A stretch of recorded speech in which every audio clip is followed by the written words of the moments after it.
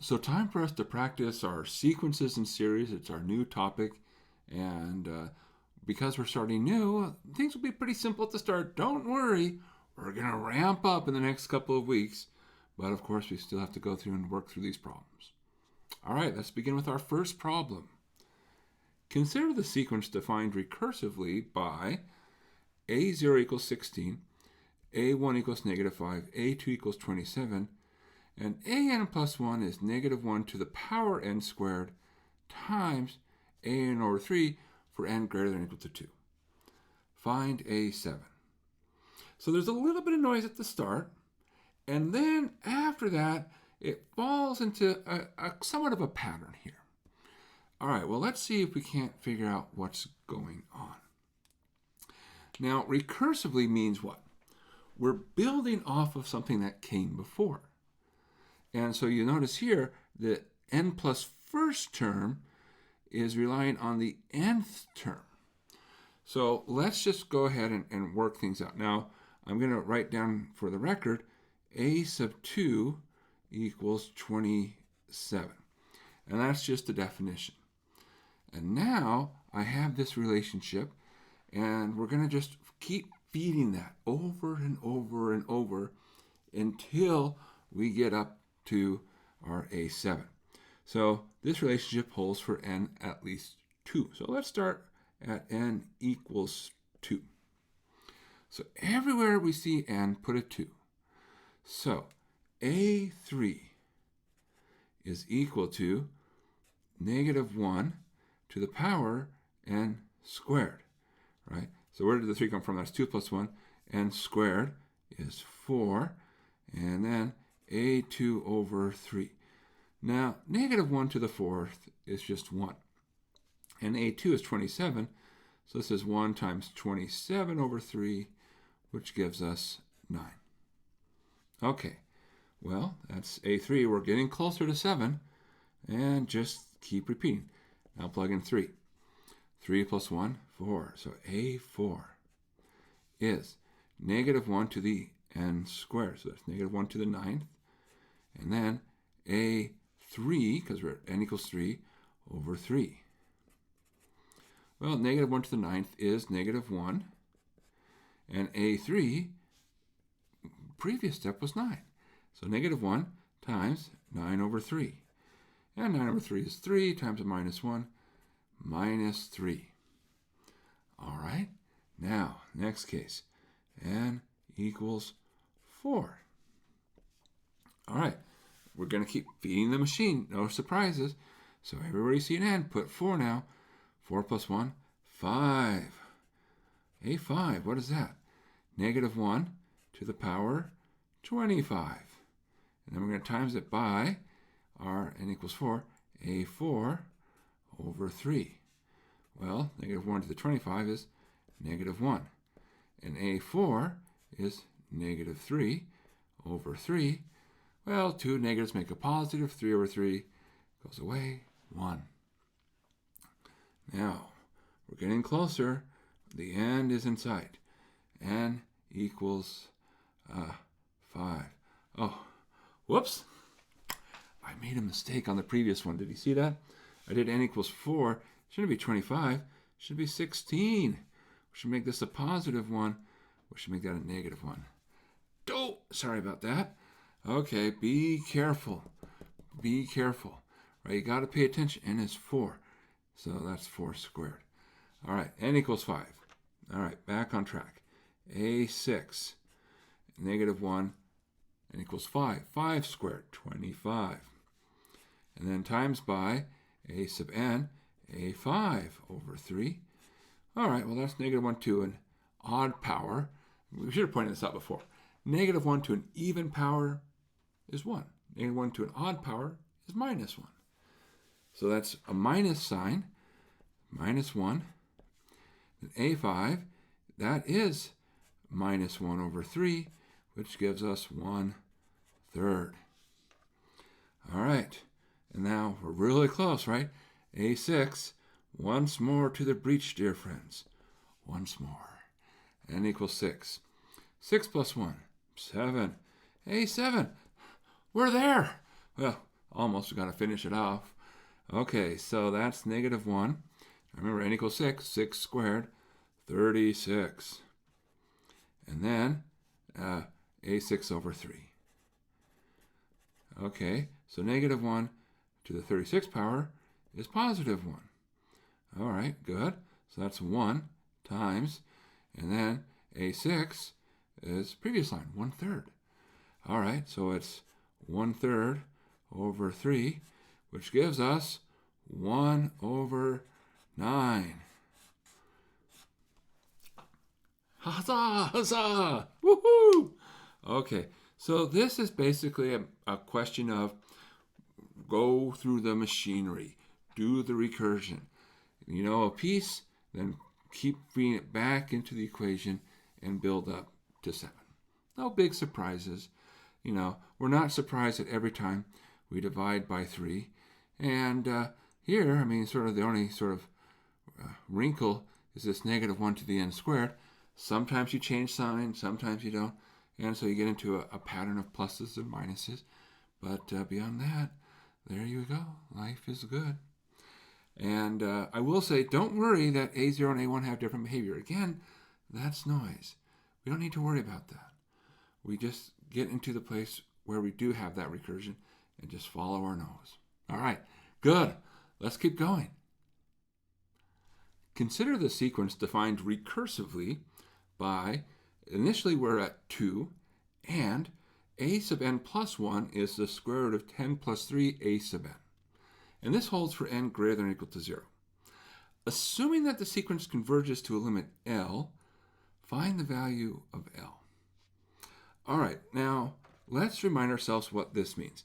The sequence converges to a limit L. Okay, and well, what does that tell us?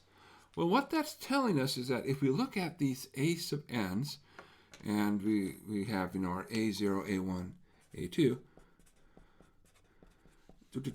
that as we go down the list, that near the end of the list, and of course you have to put end in quotation marks, but being near the end just means as n gets large, these values are close to L. That's what we mean by convergence, right? The tail is telling us what's going on. As you could say, the tail tells the tale. Ah, whoa. Okay, so near the end, all the terms get close to L. All right, or another way to put it, this is just the same thing as saying, hey, the limit as n goes to infinity of a sub n equals L. Now, here's the idea. We have this relationship. an plus 1 is the square root of 10 plus 3 an. Now, take the limit of both sides. Say, all right, let n get big.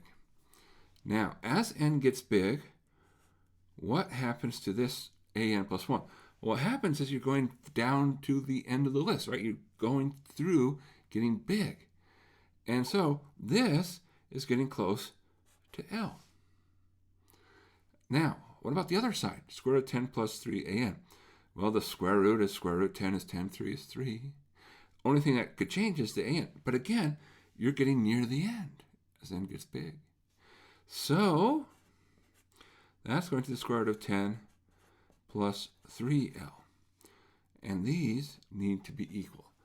So as you go far down the list, these terms are very close to L. And so we're looking for some number L which satisfies this relationship. So this is great news. It tells us that we're not going to try to actually carry out this recurrence. That's hopeless, especially without a calculator. Now, if we had a calculator or even a computer, sure, we could quickly punch through and get a bunch of data, and probably the data in this case would converge rapidly to a value.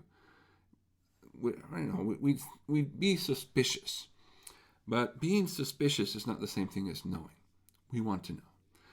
So now, what have we done? We've turned it into an algebra problem. Oh, algebra! Nice! We love ourselves a good algebra problem. So let's solve for L. Well, I don't like square roots. So let's get rid of them. We can do it by squaring. And we said, well, it needs to be that L squared has to be 10 plus 3 times L. Or we can say, look, L squared minus 3L minus 10 needs to equal 0. Okay, all right, move things across. Or we can try to factor. And now, it may or may not factor. It's possible that it doesn't factor. In that case, we use the quadratic formula. But I believe our teachers are nice. They love us. They want us to succeed. So I'm going to go on the belief that they give us something that factors. So we're looking for two numbers that would multiply together to give negative 10. But were you to add them, you'd get negative 3. Now 10, there's not a lot of ways to break it up into two numbers that multiply together. There's 1 and 10 and 2 and 5. Now 2 and 5 are much more likely to be the case because the difference of 2 and 5 is 3. So we have an L, a 2, an L, and a 5. And we say, well, where do you put the plus and minus? And I would think this way, right? Because it's a minus 3L, so I would want the bigger number to get the minus. Let's check. L squared, yep, minus 5L plus 2L, good, minus 3L, minus 10. Woohoo! Nice! Now, that leads us to two possibilities. And at this point, you're like, whoa, Steve, hold on. How can we have two possibilities? There must be one limit to rule them all, right? I can't get close to two different numbers. So one of these is a silly answer. Which one is it? Well, let's reason. Notice where we start. We start at a positive number. And if you plug it in, you get the square root of 10 plus 6. That's square root of 16, that's 4. Another positive number. And then you could plug that in. But notice, if you plug in a positive number, what are you going to get? A positive number. So we're always getting positive numbers. So as we're making our list here, we're going to be positive, especially in this part. The end is where everything matters. You know, the start doesn't matter. It's the end. The end is where everything matters. And so we say, aha, in this part, at the end, and I put end in quotation marks because, of course, there is no end. It goes on forever. But at the end, we're positive. And so that tells us that our limit has to be a positive number. I can't have positive numbers get close to or cluster around a negative number. So that means negative 2 is out. So our answer is 5. So the answer is 5. There we go. Nice. Woohoo! Yeah. All right. Well, good. Find the value of b for which 3e to the b plus 3e to the 2b plus 3e to the 3b plus 3e to the 4b plus ... equals e squared.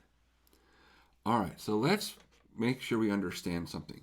When you see ... what does that mean? ...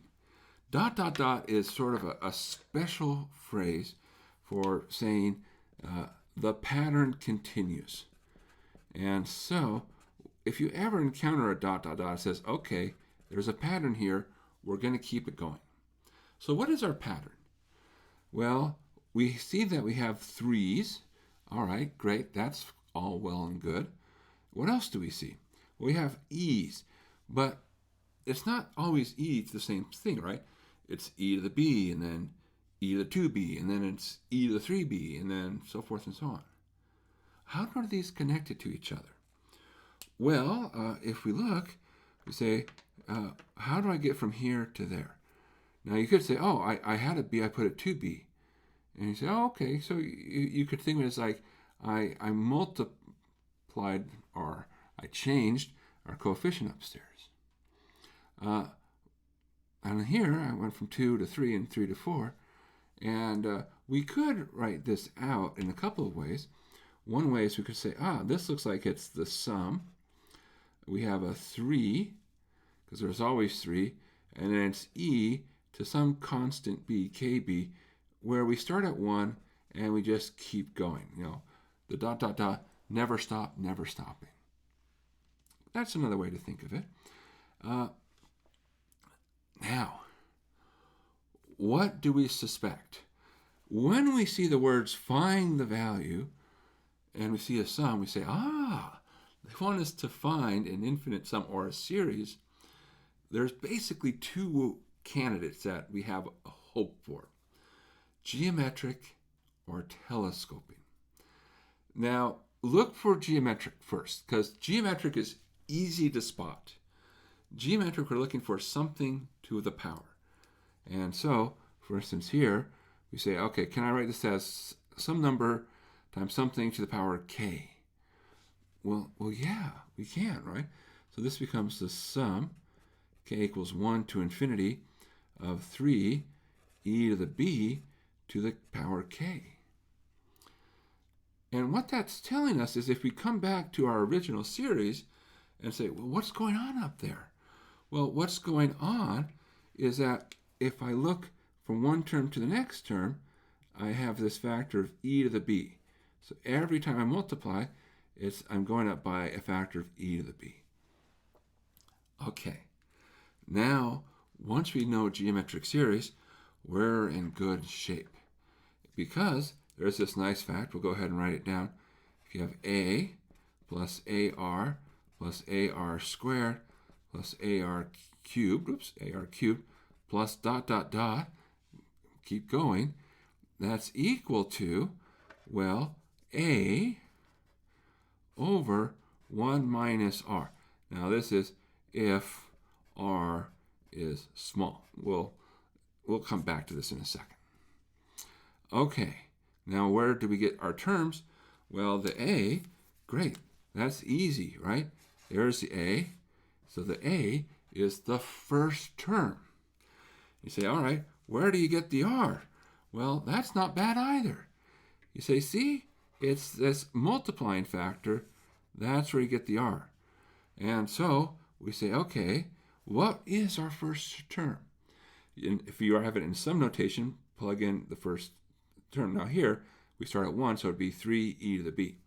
So this sum is 3e to the b, and divided by 1 minus r. All right, so 1 minus, and in our case we have e to the b. What does this need to equal? E squared.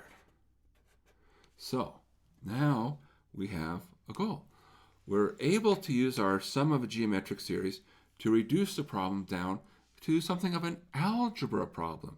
Cool. But the main thing here is now recognizing how to get to this point. Well, where to now? We need to solve for b, but there's a small wrinkle. There's 2 b's, and that's more b's than we want. We'd like to have 1 b, a single b. And all right, well, let's just start moving things around. Now, one thing we can certainly do is we can multiply, get rid of fractions. And if we did that, we'd get 3 e to the b is equal to e squared 1 minus e to the b, which becomes e squared minus e squared e to the b. All right, and now what? Well, I want to try to get 1b, right? These both have e to the b's, so let's put them together. So we'll move this across. And if we do that, we get what? Well, we'll get 3e to the b plus e squared e to the b is equal to e squared. All right, now we're good. Why? Because here, e to the b is common to both. And since it's common to both, we can factor it out. Ah, nice. Okay, so we'll get 3 plus e squared times e to the b is equal to e squared. Or we get that e to the b is equal to e squared over 3 plus e squared. And we're almost there. The b is now just one single b. Only thing left for us to do is to get it out of this numerator. So how do we do that? Well, we divide. No, we don't divide. Logarithms, right? Use the logs. So take the log of both sides, and what we end up with is the following. We get that b is the natural log of e squared over 3 plus e squared. All right, and there we go. I don't want to walk away from this problem yet. We had a lot of fun, but there is a subtlety here to say, is this a valid answer? Now, you might be saying like, wait, what? What do you mean? Everything looked good. Right, but we made an assumption. We made an assumption that this sum is equal to that. Now, is that true? Okay, so what would happen if it weren't true? Well, we say, what do we need? We need to have that the r needs to be less than 1. So notice this part right here, this is our r. Are we confident that this is less than 1, and why? It is less than 1. I promise you that. No spoilers, I'm going to go ahead and say it now. This is the right answer, but I want to make sure we understand why. So, come back here. This is r. So we worked it out. We said this is r. If r was bigger than 1, then the answer is that there is no value of b. And that's sometimes possible. That can happen. So look at this number. E squared upstairs, 3 plus e squared downstairs. How do we know that this is smaller than 1? Because there's plus 3 downstairs, right? The denominator is bigger than the numerator. And if your denominator is bigger than the numerator, you have to be smaller than 1. Everything's positive, so that's no problem. And so, good news, we know that the absolute value of r is less than 1.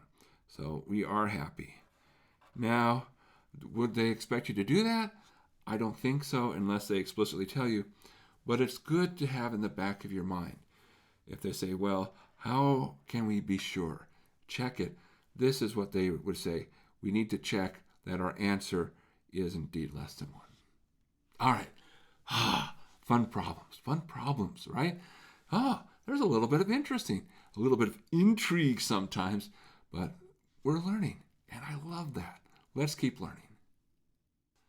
Consider the infinite series sum 1 to infinity log n plus 5 over n plus 2. Find the value of S20, the partial sum of the first 20 terms of the series, and simplify your answer to a single value. One value. All right. Well, let's think about what's going on.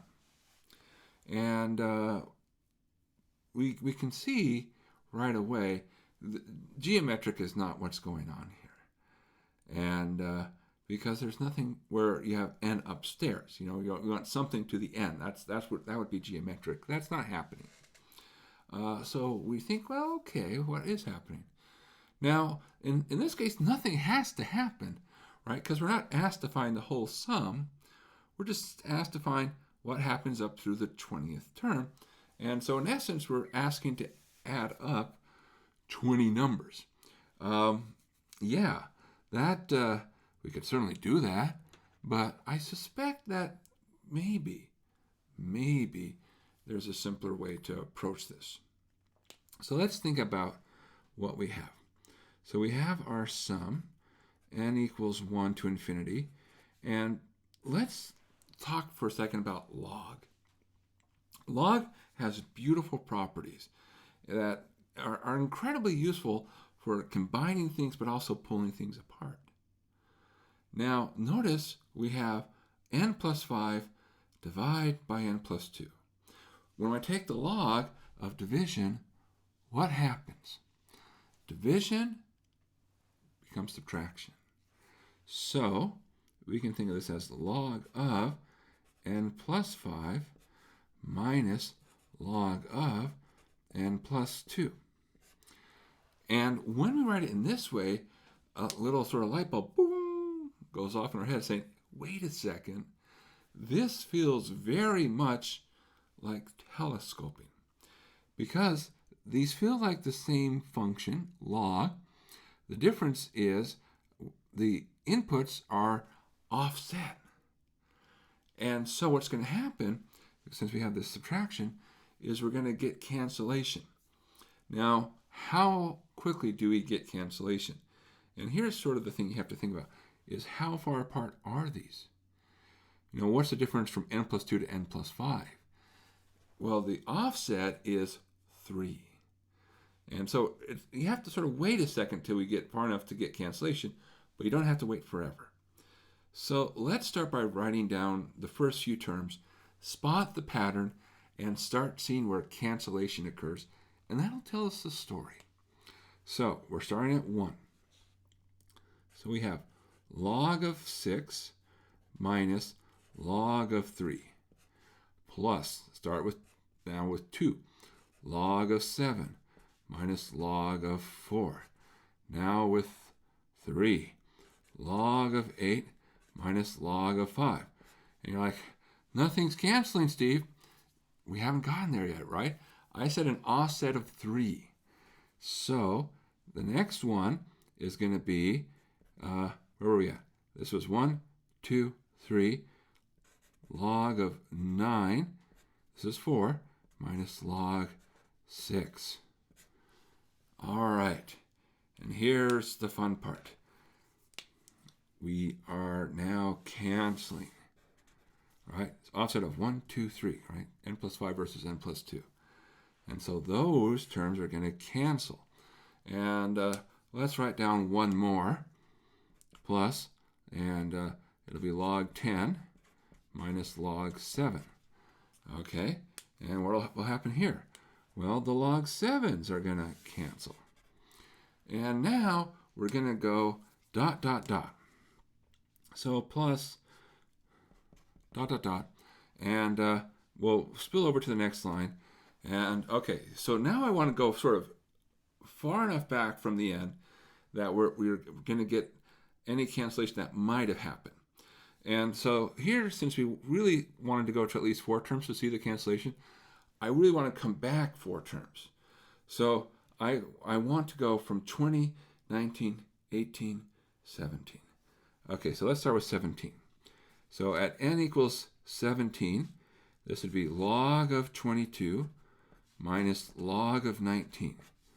And then plus the next one, 18, which is log of 23 minus log of 20. And now we're going to do 19, log of 24 minus log of 21, and then 20. Log of 25 minus log of 22. Okay. All right. Whew. All right. Now, let's talk about what happens. You can see here, right? Again, we went far enough we could see the cancellation happening. But what happens to all the other terms? Well, they're going to cancel with appropriate terms. So this log of 8 here will cancel with part of the dot, dot, dot. This log of 9 will cancel with part of the dot, dot, dot. This log of 10 will cancel with part of the dot, dot, dot. On the other hand, we can say, oh, we're going to get something similar happening with these other terms. And so what's going to end up canceling? Well, whoops. Oh my gosh. Why did I write 2n? That's supposed to be log.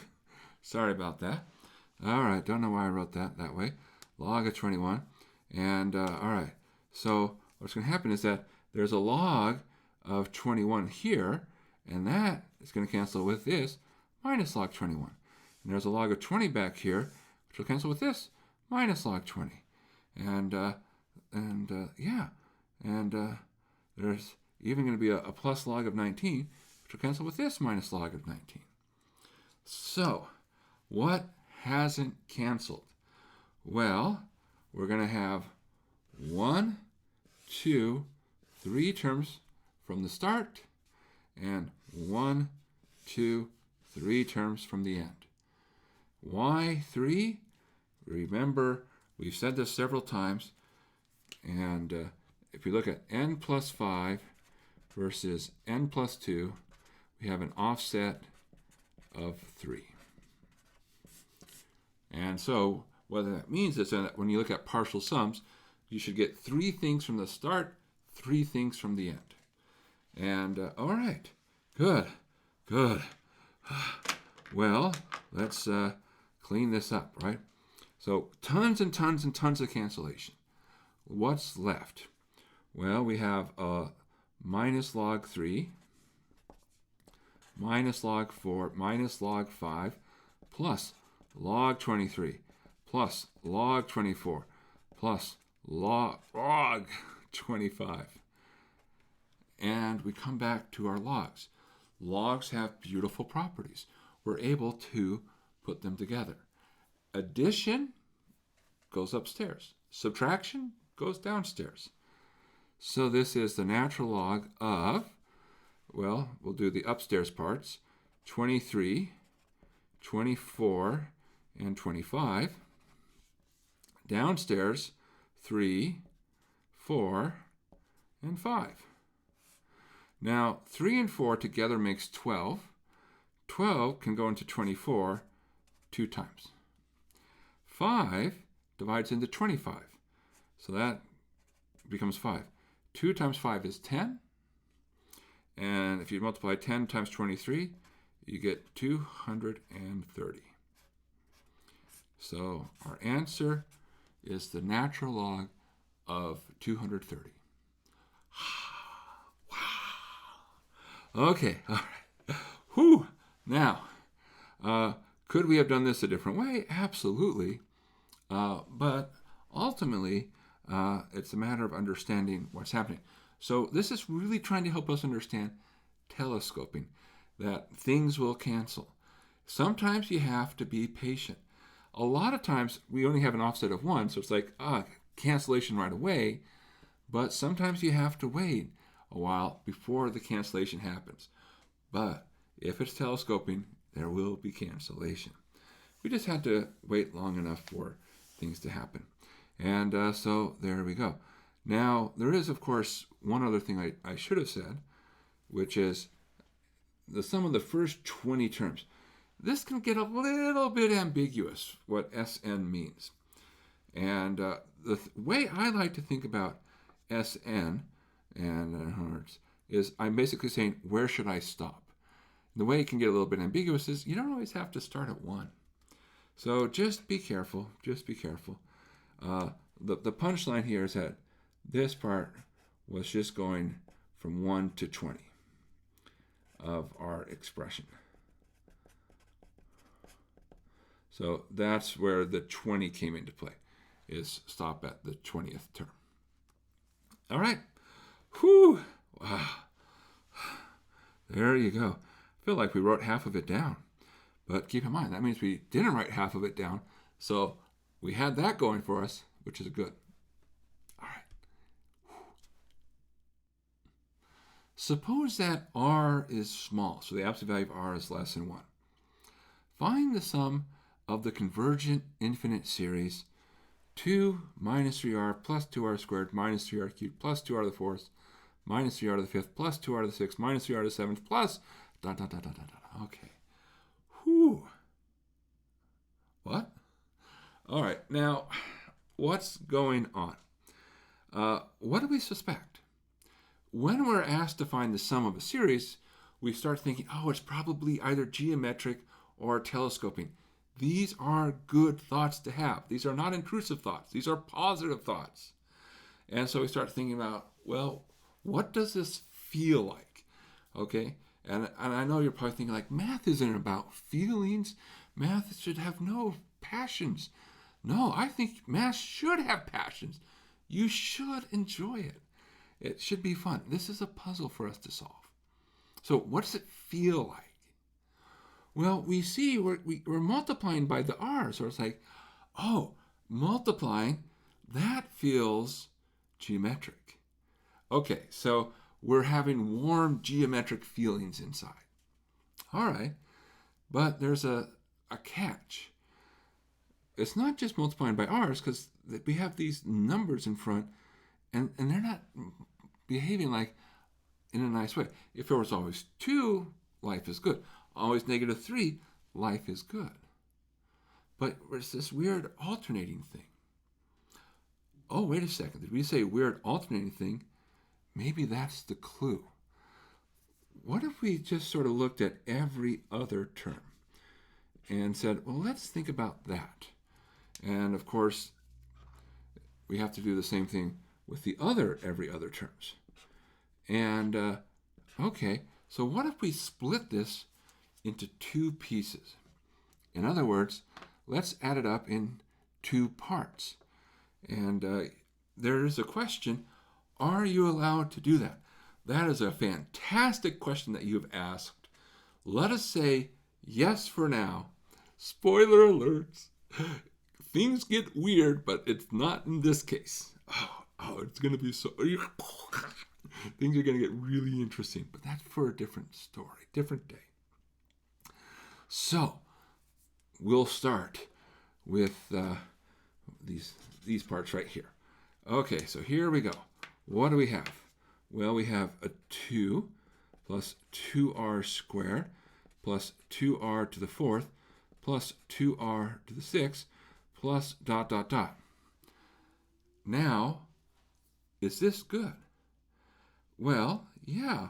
Notice we start with 2, and then to get to the next one, what happened? We multiplied by r squared. To get to the next one, multiplied by r squared. To get to the next one, multiplied by r squared. This is geometric. So say, hey, write down the first term, 2, divide by 1 minus, what are you multiplying by? R squared. Okay, that's the sum of these parts.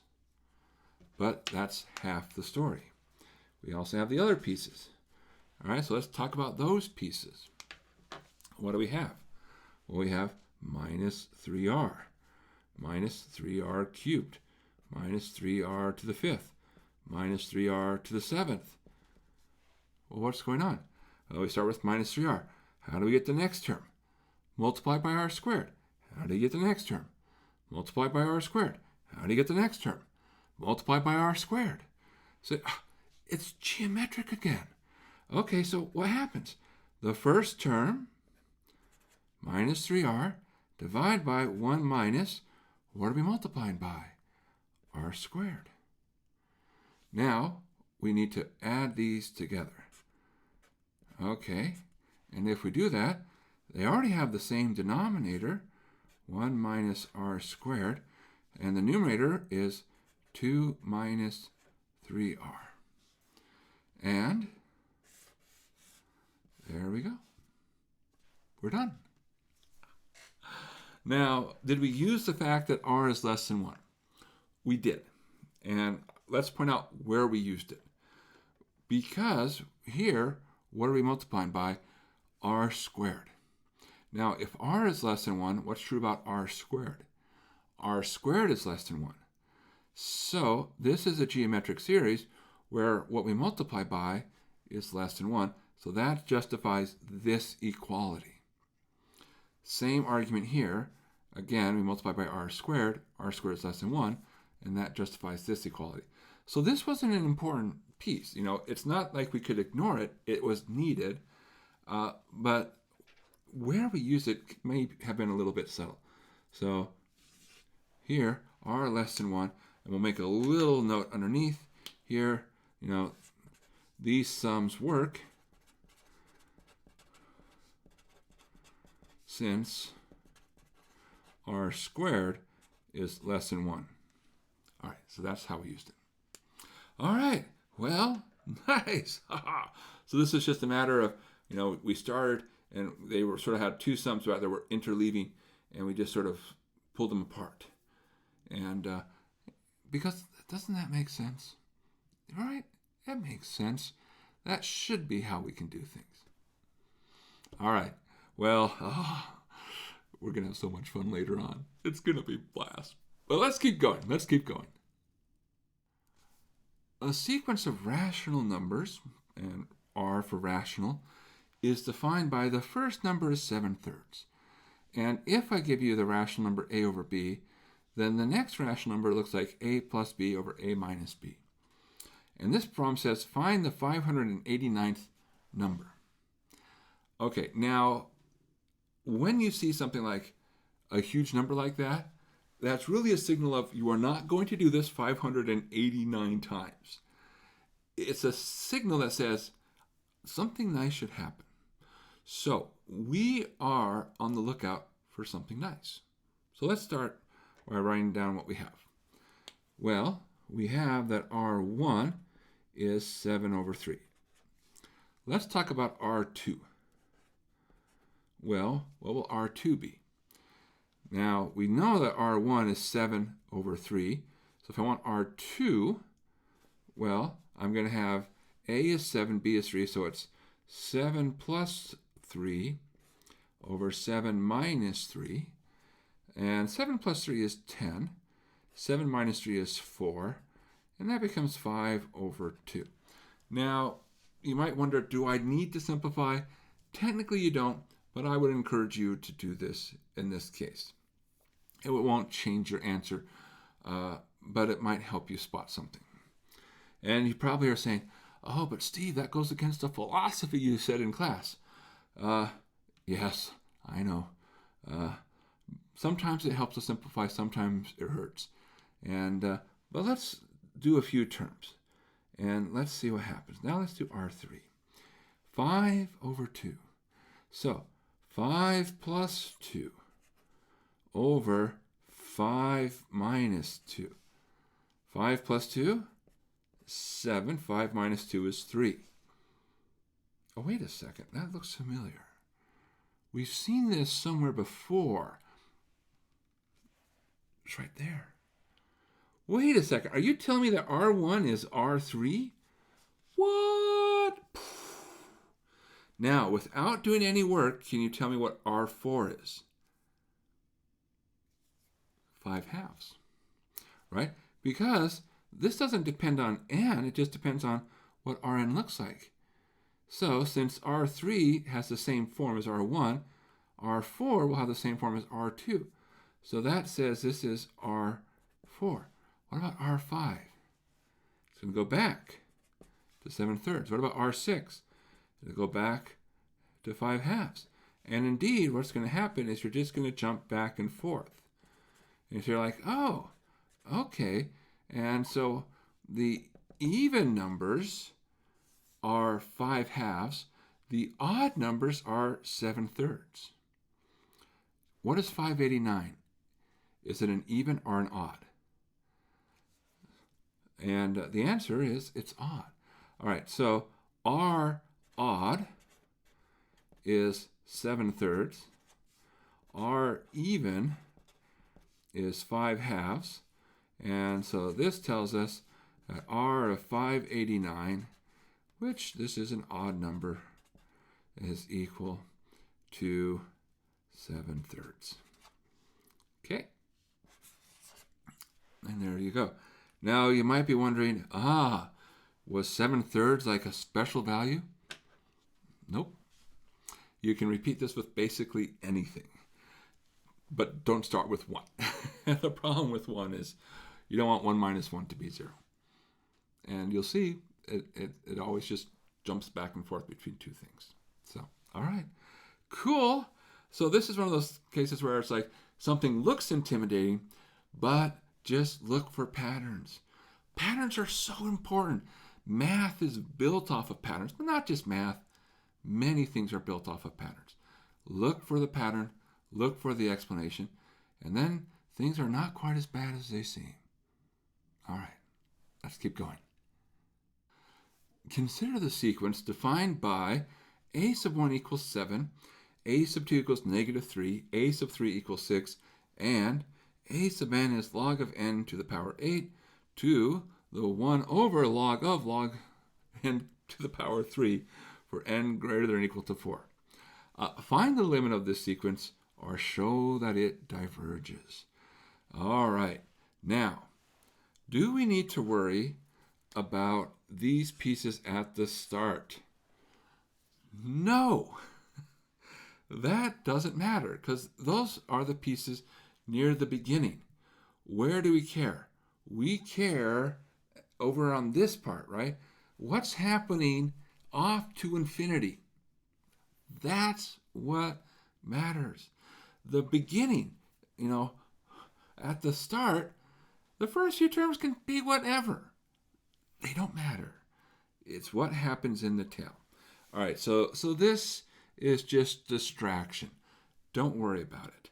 Mostly it's just there to make sure you have numbers that aren't going to be ridiculous. Not that we'd ever have things be ridiculous. All right, so now we say, okay, what do we do? Well, it's a limit problem. And really, we say, look, we don't care about the first few terms, so we only have to say what happens to that expression. So it's really going to turn into like a Calc 1 type problem.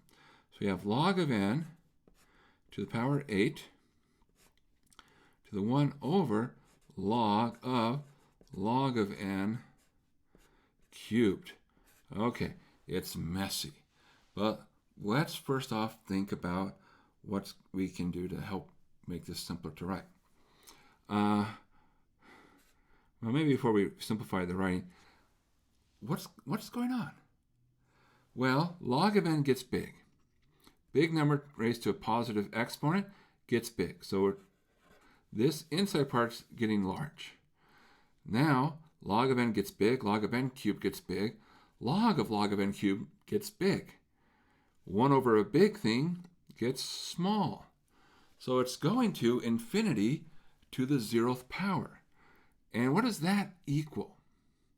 That equals more work. More work. Okay, and when we write down more work, what we're really saying is it's kind of a little ambiguous. It depends. It depends.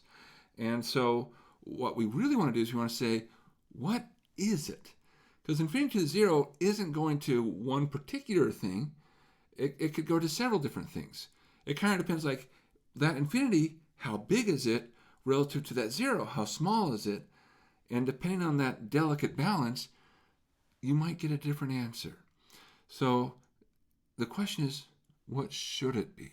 That's why we have the limits involved. All right. Well, when we see more work and limits, these fancy word here is indeterminate form, what do we start thinking? Le hôpital. Oh, maybe we'll get to do it. Maybe. All right. So, how do we get there?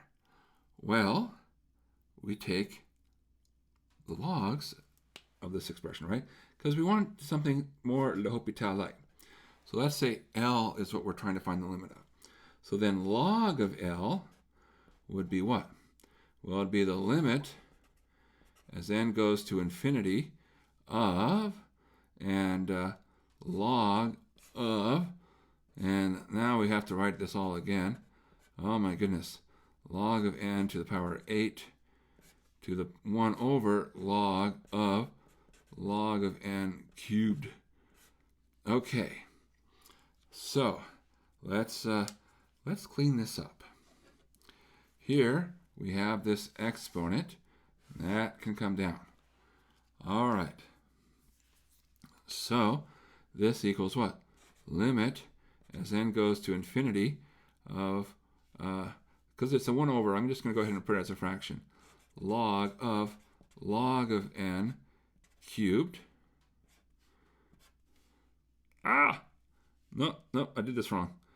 This is log of, that should be downstairs. Log of n cubed. Upstairs, it's log of n to the 8th. Okay, sorry about that. Now, what happens next? Well, what can you do? And the answer is you can bring the 8th and the 3 down, right? Because you have log of something to a power. And you say, oh, okay, so this is the limit as n goes to infinity of 8 log n, 3 log n. What? Oh my gosh, is this serious? This is looking weird. Because you see a log, and I see another log, and those cancel. And, well, what? What do we have? It's just the limit as n goes to infinity of 8/3. That's 8/3. Like, oh, okay. So what does all this tell us? Well, what this tells us is the following. Namely, log of our answer is 8/3. And so we see, aha, L is e to the 8/3. And there's the limit of our sequence. Now, you might say, well, hold on a second. All the n's canceled. And they did. What does that tell us about this a sub n? Well, it turns out that this a sub n, it's always equal to e to the 8/3, regardless of what the value for n is. So essentially what they did is they wrote this e to the 8/3 in a really terrible way. So the pattern is 7, -3, 6, e to the 8/3, e to the 8/3, e to the 8/3, e to the 8/3. What's the limit of the sequence? E to the 8/3. Okay. What a terrible way to write e to the 8/3, but that's okay. It gave us a little bit of practice. It gave us a little bit of hope.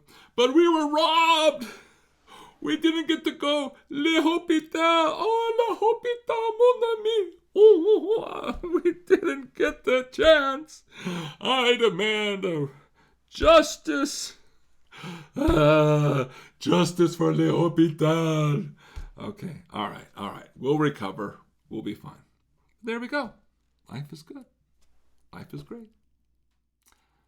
Find all values of x for which the infinite series, sum from 0 to infinity, -1 to the n, 2x minus 3 over 7 to the n, converges. All right, so what do we have?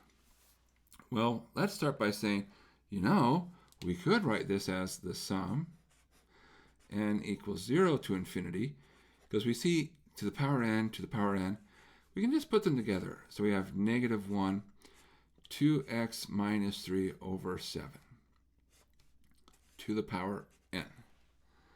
And now we say, oh,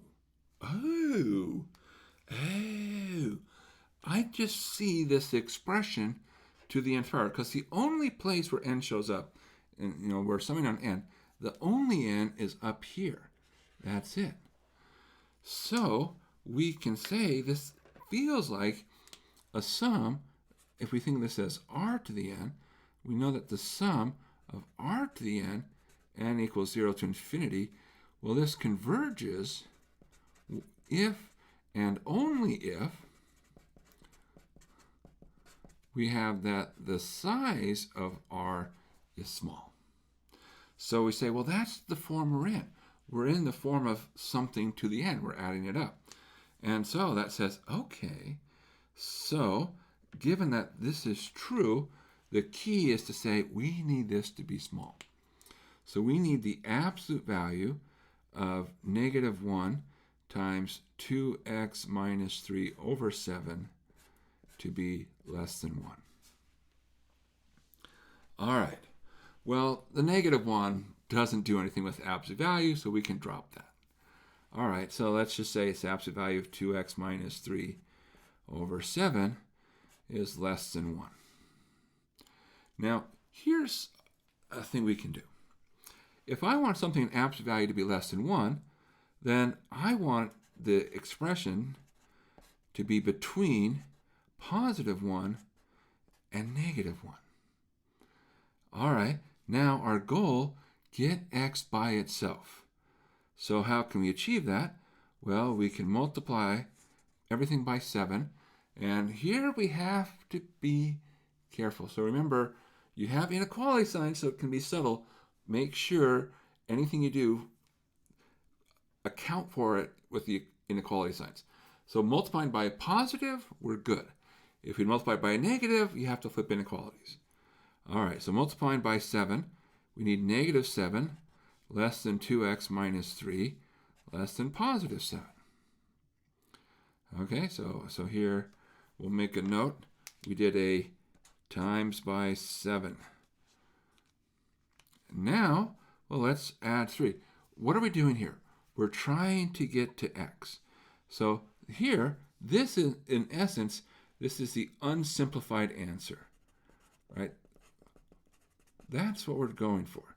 Everything else after this is just cleaning it up. But we will converge if and only if this is true. We're trying to get to a nice way to write that. Okay, so now let's try to get x by itself. So let's now add the 3. Okay, so we're going to plus 3.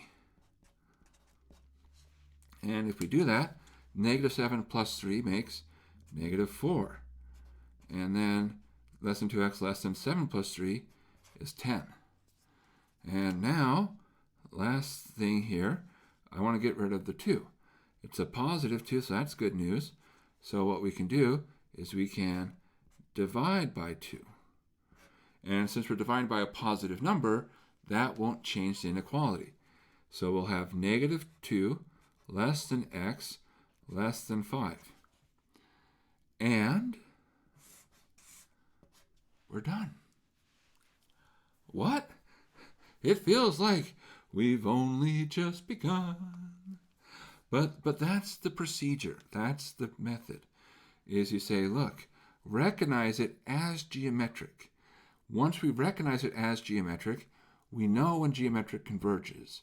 So that tells us what we need, that condition. So that forces something to be true about x, and then it's just a matter of rewriting. Now, there's kind of a sanity check, which is to say, what happens at negative 2 and what happens at 5? In some sense, they should just sort of somehow barely fail. And so if you plugged in negative 2, well, you'd have negative 4 minus 3 is negative 7 divided by 7. And so you'd end up with a negative 1 to the n and negative 1 to the n, which is 1 to the n, which that's right on the border of converging or not converging for geometric. It turns out it doesn't converge. Plug in 5. 2 times 5 is 10 minus 3 is 7.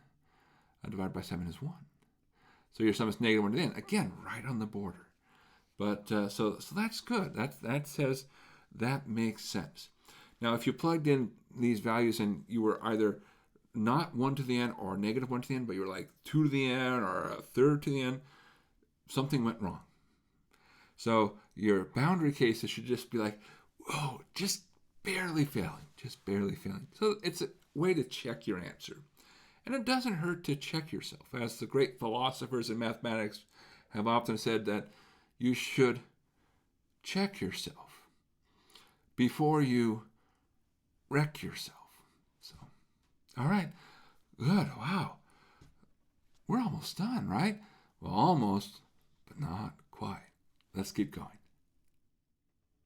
The infinite series, sum 3 to infinity 4 over n cubed minus 4n, converges. Find an expression for Sm, the mth partial sum of the series, then find the overall sum S. All right, good. Well, the fact that we can find a sum tells us we got to think about, we either are looking at something geometric or something telescoping, and we know it's not geometric, because what don't we see? We don't see anywhere where we have something to the n. Geometric says something to the n. Okay, well that's good. We've narrowed our field that we're looking at. Now we say, I know this has got to be telescoping. So I am of a mindset, there's got to be cancellation happening. All right, now what comes next? Well, we have the 4 over n cubed minus 4n. We think about, well, we need to rewrite that. So that will probably be most of the work of this problem. So let's think about this. 4 over n cubed minus 4n. Well, how can we rewrite this? Well, if we were to channel our inner integral problem, we'd say, hey, if I was supposed to integrate 4 over x cubed minus 4x, what would we do? We would try to pull it apart partial fraction style. So let's try this. Now, notice n cubed minus 4n, that is n times n squared minus 4, and that is 4n, n minus 2, n plus 2. All right, which gives us, in our partial fractions, something over n minus 2, something over n plus 2. All right. Well, okay. And, okay. Now what? Clear the denominators. So we're going to multiply everything by our n times n minus 2 times n plus 2. And if we do that, we get that 4 is equal to a times n minus 2 n plus 2 plus b times n plus 2 plus c times n times our n minus 2. And at this point, we make some good choices, such as keep working this problem because we want to learn things. That's a great choice. Keep going, keep going. Now, really, good choices are good choices for n. So things that would make things vanish, n equals 0. Well, notice that would cause the last two terms to go away. So we get that 4 is equal to minus 2 times plus 2 is minus 4a. This tells us a equals minus 1. All right, so this is a minus 1. Minus 1. All right, what about next choice? We could say, well, how about n equals minus 2? Let's go to n equals plus 2. Sorry, plus 2, plus 2. Well, what would that give us? Well, 4 is equal to, and 2, that goes away, 2, that goes away. Well, that's b. And we have 2 times 4. Well, that would be 8. Okay, so b is a half. All right, what about n equals minus 2? Okay, what happens there? Well, 4, and here, that goes away because of the n plus 2's. And then we get 4 equals c, and then minus 2 times minus 4 is 8. So c equals a half. Okay, so b also equals a half. C equals a half. Okay, now all of this is to say the following. And all right, we have our partial sums. Sorry, our partial fractions.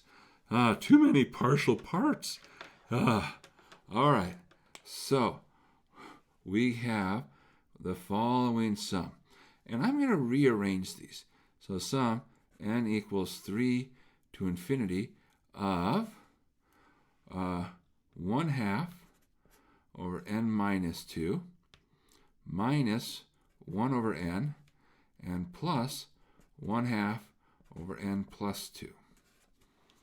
All right, now, what do we want? Well, we want to compare things, but this is where it's going to get kind of interesting. And when I say interesting, we're going to write a lot of stuff down. Look at the offsets. We have n, and then we go back 2, and then we go forward 2. Well, that means we're going to be looking at offsets of 4. So I want to write down the first 4 terms, and then I'm going to go and write down the last 4 terms in an mth partial sum. So Sm. And what is that? So the first 4 terms. So starting with n equals 3. So we're going to get 1 half over 1 minus 1 over 3 plus 1 half over 5.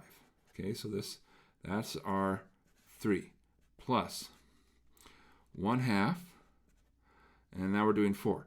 So over 2 minus 1 over 4 plus 1/2 over 6 plus 1/2 over, and now we're up to 5.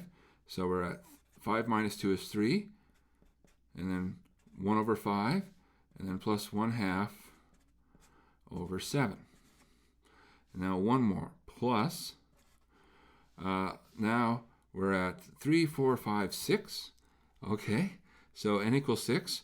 1/2, 6 minus 2 is 4, and minus 1 over 6, and plus 1/2, 1/2, 1/2, and 6 plus 2 is 8. And plus ... Okay, now before we go much further, my thought is that there should be enough here that we should spot a pattern here. Do we have a pattern? Let's see. Oh, no, we needed one more term because our offset was 4. Okay, oh my gosh. So don't do the ... yet. So plus, all right, 1/2 over 5 minus 1 over 7 plus 1/2 over 9. Okay, now the ... Okay, sorry, I got too early with the ... dots. We're going to get to the end in a second. Let's see what's happening. Now, I claim that I want to look at the offset of 4. Why? Well, let's look at the pieces here. 1/2 over 5 minus 1 over 5, 1/2 over 5. What's happening? The answer is that these combine together to cancel. So it's not just a matter of like, oh, this and that cancel, but these three combine. Their powers combined. You will get cancellation. All right. Whew. Good. So we know we're going to get cancellation. Now, what's going to happen? Well, you're going to get something similar. If you look at, say, this 1/2 6, and it combines this minus 1 over 6, combines within here, that will get some cancellation as well. All right. And what about the next thing, this 1/2 7? Well, okay, this 1/2 7 will combine with this minus 1 over 7, and that will combine with something in here, and that will get cancellation. And it just is going to keep going. So this 1/2 8 is going to combine with stuff in here, and this 1/2 9 is going to combine with stuff in there. So what didn't fully cancel? Well, what didn't fully cancel, and I'm running out of markers here, and marker colors, but we'll see that we have these terms here and those terms there, and everything else is canceling off at the start. But then we have the end. Okay, so we have to keep going. We have the ... plus, and now we think about where we're at the end. Now, I wanted to go 4 terms to see what happened, so I want to go back 4 terms. So I'm going to have something and something. So I'm just going to be really clear about what's going on here. And this is my m term, my m minus 1, my m minus 2, my m minus 3. Okay, so when I plug in m, well, we're going to get 1/2 m minus 2 minus 1 over m plus 1/2 m plus 2. Plug in m minus 1. 1/2, this will be m minus 3 minus 1 over m minus 1 plus 1/2 of m plus 1. Plug in m minus 2. 1/2 m minus 4 minus 1 over m minus 2 plus 1/2 over m. Plug in m minus 3. 1/2, it'll be m minus 5 minus 1 over m minus 3 plus 1/2 m minus 1. Now, what's going to happen here? All right, did we do enough steps? 1, 2, 3, 4. I should actually have done an m minus 4. Okay, m minus 4. Whoops. We'll go ahead and do that here. Dot, dot, dot. 1/2 m minus 6 minus 1 over m minus 4 plus 1/2 m minus 2. Okay. Now, same thing. Same thing. Okay. Well, if we look, this 1/2 m minus 2, we'll combine this with this minus 1 over m minus 2, which combines this 1/2 m minus 2, cancels.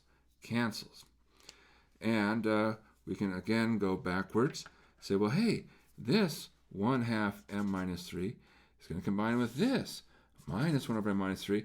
It's going to combine with something in the dot, dot, dot. And yeah, and that continues, right? This m minus 4 combines with this, combines in something with the dot, dot, dot. And this combines in the dot, dot, dot. And this combines in the dot, dot, dot.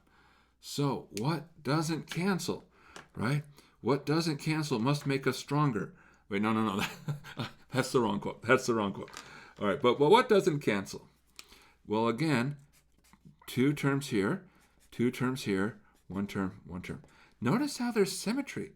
These 2 terms, 1 term, 1 term. It matches sort of the end. So the sort of what's left at the start should have something matching it at the end. That's a sanity check. It's like, hey, do I have matching stuff? And if the answer is yes, hey, we're on the right track. And if the answer is no, we should do something to fix that. Okay, so let's write this all down. And I'm going to need some extra paper. Oh my gosh. Now at this point you probably are like, no, please don't have us do this problem. I will point out, this is a harder problem than the one on the authentic quiz because we've increased our offset. The one on the real quiz has a much smaller offset, so the pattern goes much faster. But I'm doing a harder one because it's good to do hard problems. Okay, so what do we have? We have 1/2 minus 1/3. And here we have plus 1/4 minus 1/4. So I'm just writing these terms down. And then we have plus 1 over 6 and plus 1 over 8. Okay, so that's the terms at the start. Now, at the end, what's left? Well, we have a plus 1 over 2 times m minus 1 plus 1 over 2 times m minus 1 over m minus 1 plus 1 over 2 times m plus 1 minus minus 1 over m and plus 1 over 2 times m plus 2. Okay, so this is the formula for our nth partial sum. And, okay, now, at this point, you're probably going to quickly jump into the comments and say, this is not the formula for the nth partial sum, Steve. Well, you're correct. Okay, so there's a technicality here. And let me talk about the technicality and then say, we're not going to worry about that. We are amongst friends. We are friendly people doing math together. The technicality is this works as long as you had enough terms going, right? We needed enough terms at the start and enough terms at the end. So as long as that's true, this is the right expression. And so this is true for m largish. And that's all we care about. So there's our partial sum. That was one of the questions. Could we simplify? Yes. Will we? No. No, we will not. No, no, no. All right. So where do we go from here? Well, from here, we say, okay, that's our nth partial sum. And the problem said, find an expression. This is an expression. Then it says find the overall sum. So for the sum, S, that's the limit as m goes to infinity of Sm. And now we say, well, look, everything with an m downstairs, the end goes to 0. So the only thing that's left is the start. And so that'll be your 1/2 minus 1/3 plus 1/4 minus 1/4 plus 1/6 plus 1/8. Well, of course, the 1/4s cancel. And we can get a common denominator, 48, right? Oh, 24. 24 will work. So this is 12 over 24 minus 8 over 24 plus 4 over 24 plus 3 over 24. And if we add things up, 12 plus 4 is 16, plus 3 makes 19, and then we subtract 8. And so that would make 11 over 24. And there's our sum. All right. Good. Good. Whew. Wow. What a workout, right? What a workout. But we did it. We got to the end. We got an answer. Now, this problem might feel overwhelming, and there definitely is a lot going on here. But I don't want you to be overwhelmed. What happened is that we had something, we knew we had to find the answer, which meant was geometric or telescoping, and we said, hey, it's definitely not geometric. So we're like, cool, telescoping. So we said, okay, pull it apart. Use partial fractions, pull it apart. And now write enough terms at the start to figure out the cancellation. And we basically said, because of the offsets, the biggest difference between, n minus 2 and n plus 2, that's like an offset of 4. So you really wanted to get at least, 4 terms. So that's why we had 1, 2, 3, 4, right? And this term plus offset of 1, offset 2, offset 3, offset 4. And that lets us say, oh yeah, when we combine those, we get cancellation. And then we just say, okay, and then that same sort of pattern continues. And that lets us figure out what doesn't cancel at the start. Same pattern doesn't cancel at the end, just mirror image. Write it all down, and then take the limit, and life is good. You can do this. You're good. You're good. Just take your time. Breathe in. Breathe out. You're going to be okay. You can succeed. Now we're up to our last problem, and you're probably like, whoa, Steve, what's with the blue paper? You really blew it, didn't you? No. I just ran out of white paper when I was printing. All right, so here we go. Number 10. Let a sub n be a sequence of positive terms, and the limit as n goes to infinity of a sub n equals 0. Okay, so our terms are getting small. They're going to 0. Does the series sum 1 to infinity of a sub n converge, diverge, or is more information needed? And justify your answer. Well, what do we know? Our terms are getting small, and so that must mean that the sum, we don't know. Let's be careful here. So there's this beautiful idea called the nth term test. And what it tells us is the following. It says, take the limit as n goes to infinity of a sub n. So this is the nth term in your series. Now, there's 2 cases. If this is not 0, then you get sum diverges. If this is 0, and then the answer is no conclusion. In other words, we say, look, we don't know. Just because the terms get small doesn't say it's enough to converge. Ultimately, the question is how quickly do things get small? And so there's sort of a fine line. We have to be careful. Now, we know the terms are going to 0. That's our assumption. So we say, well, look, our terms are going to 0, so no conclusion. So part A we need more information. And why do we need more information? By the nth term test,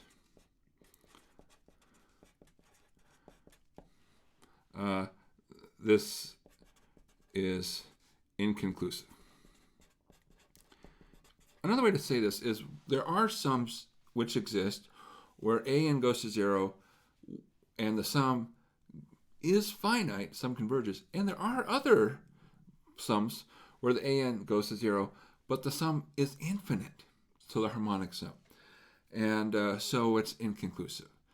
So when we have very little information, there's very little to go by. Now let's look at part B. Part B, does the series sum 1 over an converge, diverge, or is more information needed? Well, let's again think about the nth term test. Now, we know an is getting small. If an gets small, let's go very tiny number. What's 1 over an? 1 over tiny number, big, huge number, right? So we say, oh, well, the limit as n goes to infinity of 1 over an is going to be big, infinite. And true story, infinite is not 0. They're two different numbers. And so what we're doing is we're trying to add these giant numbers together. And the numbers are just going to get worse and worse. They're going to get bigger and bigger as you go down the line. So this has to diverge. This diverges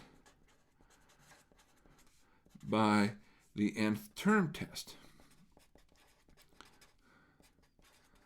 Since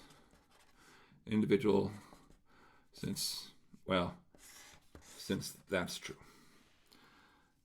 All right, and there we go. There we go. I guess we could have added a little bit more onto this part. It's inconclusive. There are sums where an goes to 0, which converge,